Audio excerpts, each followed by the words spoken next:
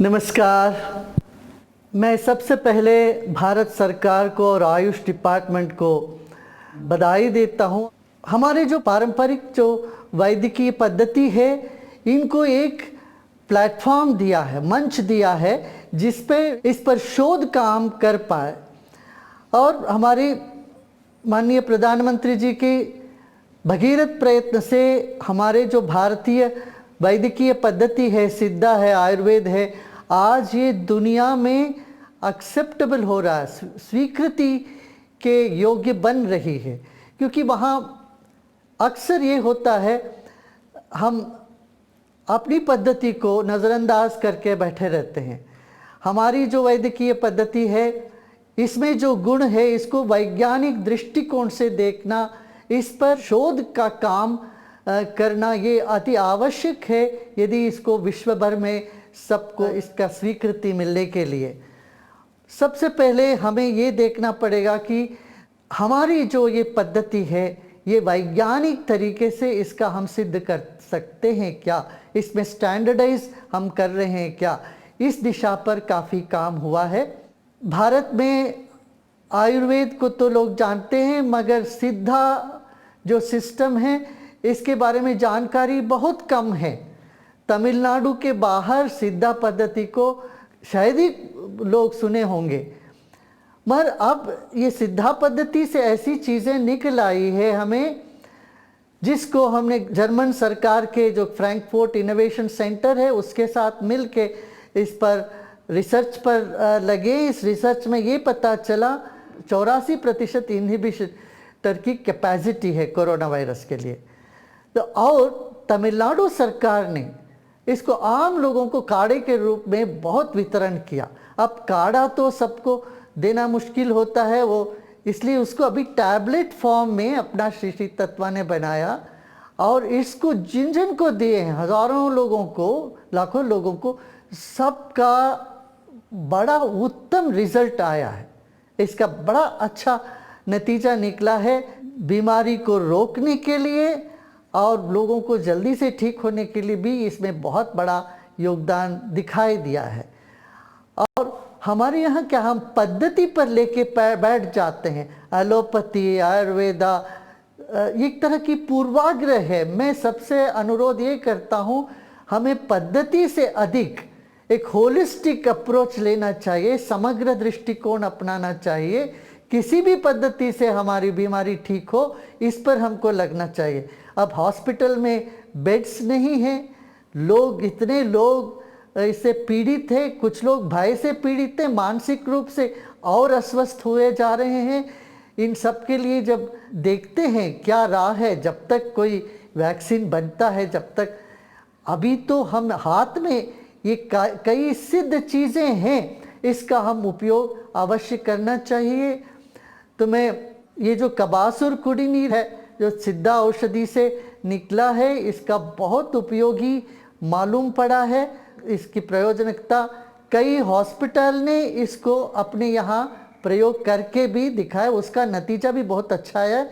अभी मैं council of doctor से ये लोग बताएंगे, बेंगलुरु मेडिकल कॉलेज में भी और यहाँ अन्य मेडिकल इंस्टीट्यूशन हैं, वो भी इस पर कर रहे हैं। मैं ये भी आमंत्रण दे रहा हूँ भारत के अन्य हॉस्पिटल में भी, जबकि और कोई दवा नहीं है, और ये दवा और ये आयुर्वेदिक और सिद्धा मेडिसिन का कोई साइड इफ़ेक्ट्स नहीं है, और इससे लोगों को ठीक लग रहा है, ठीक हो रहे हैं। इसको अवश्य आप एक्सपेरिमेंट करिए, इसका रिसर्च करें। रिसर्च के लिए मैं सभी डॉक्टरों को आमंत्रण देता हूँ इस मंच के जरिए। इसमें बहुत कुछ हम पा सकते हैं। देखिए, एक रिवर्स प्लेसिबो इफेक्ट भी होता है। यदि हम पहले से ये सोच लेते हैं आयुर्वेद सिद्धा से वगैरह कुछ नहीं होगा और हमारे दृष्टि सिर्फ एलोपैथी में रहना है, तब हम बड़ा भूल कर बैठते हैं। प्लेसिबो इफेक्ट करके बोलते हैं अंग्रेजी में, माने जहाँ पर हम विश्वास ही नहीं करते, शुरू से ही समझ लेते हैं कुछ नहीं है, कुछ होगा नहीं। इसलिए पिछले कई महीनों से लगातार हमारे भारतीय वैद्यकीय पद्धतियों पर बहुत सारे रिसर्च हुए हैं, कुछ और आगे पब्लिश होंगे। अब हम वेट नहीं कर सकते हैं, अब जो हुआ है इसको हम प्रेजेंट करते हैं, इससे बहुत लोगों को लाभ हो रहा है। जब दिल्ली में और बड़े बड़े शहरों में ये महामारी की बहुत बड़ी संकट आ बैठा है, इस वक्त हमको जो बिना साइड इफ़ेक्ट के हमको बल दे दे, हमको फ़ायदा करे, ऐसी चीज़ों को हम नज़रअंदाज नहीं करना चाहिए इसी दृष्टिकोण से। मगर एक तो विश्वास है, दूसरा वो है हमें सावधानी बरतना है। सावधानी के साथ साथ हमें अपनी वैद्यकीय परंपरा को एक वैज्ञानिक दृष्टिकोण से परीक्षा भी करनी है। इस तरह से परीक्षा करने पर कई चीज़ें निकल आई। अब देखिए, भारत के कोई डॉक्टर विदेश जाते हैं तो वृद्ध डॉक्टर, बूढ़े डॉक्टर दिन जीवन भर यहाँ इलाज करते रहे हों, फिर भी जब विदेश जाते हैं तो उनको दोबारा टेस्ट करनी पड़ती है, एग्ज़ाम्स लेनी पड़ती, परीक्षा देनी पड़ती है।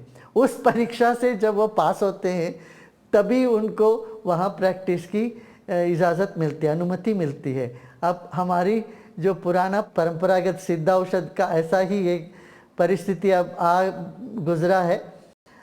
इसमें ये सिद्धा औषधि बड़ा यशस्वी हो गया, माने यशस्वी होके निकला है। कबासुर खुडीनीर खास तौर से तौर पे देखा जाए तो इससे लोगों को बहुत लाभ होता हुआ नज़र आ रहा है। इसलिए छोटी छोटी बातों को हम हॉस्पिटल में दौड़े भागे, जब तक हमको बहुत सीरियस ना हो हॉस्पिटल में जाके वहाँ परेशान औरों को भी करना, हम भी परेशान होना उचित नहीं है।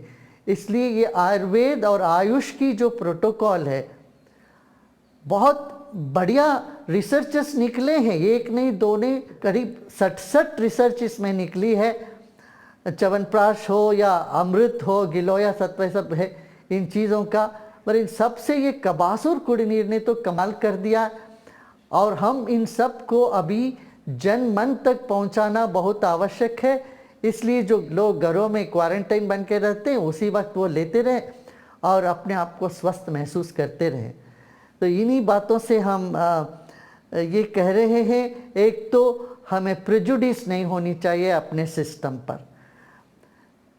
दो तरह की प्रेजुडिस हैं, पूर्वाग्रह। एक तो यही सब कुछ ठीक कहने वाले होते हैं, कुछ वो भी उतना ही सही नहीं है जितना कोई कहता रहे इसमें कुछ भी नहीं रखा है कहने वाले। तो मध्यम मार्ग हमको चुनना है। इसीलिए हमें इतना समय लगा, 5-6 महीने लगी इन चीज़ों को आधुनिक वैज्ञानिक दृष्टिकोण से जांच लगाया, शोध किया, फिर एक नतीजा आज निकला। आज मैं उन सबको बधाई देता हूँ, खासतौर से हमारा आयुष मिनिस्ट्री को, जो मिनिस्ट्री अलग एक मिनिस्ट्री, भारत सरकार ने अलग एक मिनिस्ट्री बना के इस चीज़ को उठाने की पूरी प्रयत्न में लगे हुए हैं। और अन्य जो डॉक्टर जो हिम्मत करके इसमें आगे कदम बढ़ाए और जनहित के लिए काम कर रहे हैं, मैं उन सब को बधाई देता हूँ। ये बहुत बहुत अहम की बात है। वो पूरी दुनिया भारत की तरफ इस वक्त देख रही है। वो एक होलिस्टिक सिस्टम ऑफ मेडिसिन के ओर दुनिया चल पड़ी है। इसलिए हमें अपना इम्यूनिटी बूस्ट करने के लिए, रोग निरोधक शक्ति बूस्ट बढ़ाना एक तो बहुत महत्वपूर्ण बात है। फिर जिनके भीतर ऑलरेडी ये सब हो गया, इसका इलाज का भी हमें पूरी तरह से प्रयत्न करना है। वो प्रयत्न हमें वैज्ञानिक दृष्टिकोण से, संशोधन के रूप से हमें आगे आना है। अभी कुछ आए हैं, कुछ रिजल्ट, तो हमसे तो रहा नहीं गया कि हमने कहा अभी जो भी आया है हम लोगों तक इसका पहुंचाएंगे, इसका गुणवत्ता को लोग जाने और जीवन में उपयोगी हो जाएं।